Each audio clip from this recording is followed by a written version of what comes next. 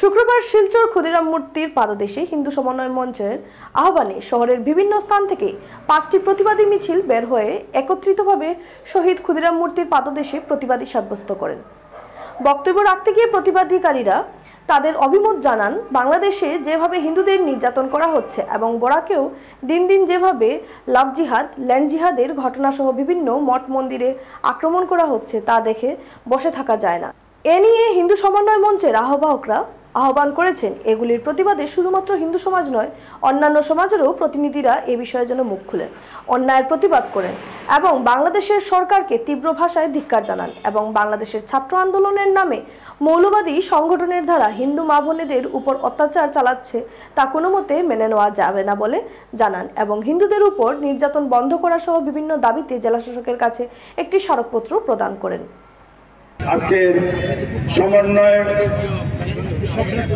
হিন্দু সমন্বয় মঞ্চের উদ্যোগে বিভিন্ন হিন্দু সংগঠন, বিশেষ করে রাষ্ট্রীয় বজরং দল, মাতৃশক্তি এবং বিভিন্ন অঙ্গ সংগঠনের যেসব ভাই ও বোনেরা উপস্থিত হয়েছেন তাদেরকে হিন্দু সনাতনী ধর্মের পক্ষ থেকে সাধুবাদ জ্ঞাপন করছি, অভিনন্দন, শুভেচ্ছা জ্ঞাপন করছি এবং সংক্ষিপ্ত আকারে উপস্থাপন করছি। আপনারা বাংলাদেশে বিশেষ করে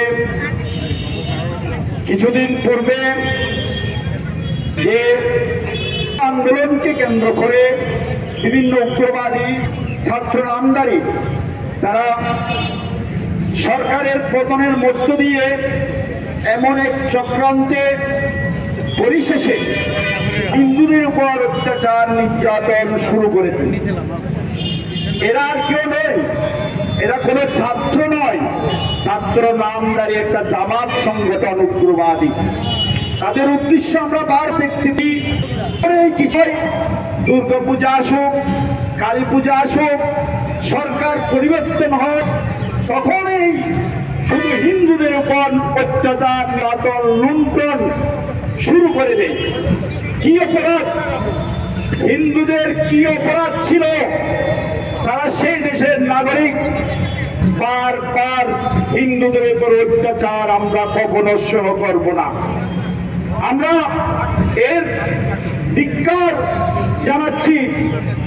বর্তমান যে সরকার, এই জামাতির সরকার, ডক্টর ইউনূস, তিনি সমন্বয়ের নাম ধারণ করে আজকে গুপ্ত হিন্দু হামলা চালাচ্ছে, হিন্দু নির্যাতন চালাচ্ছে, মা বোনদেরকে রাত্রে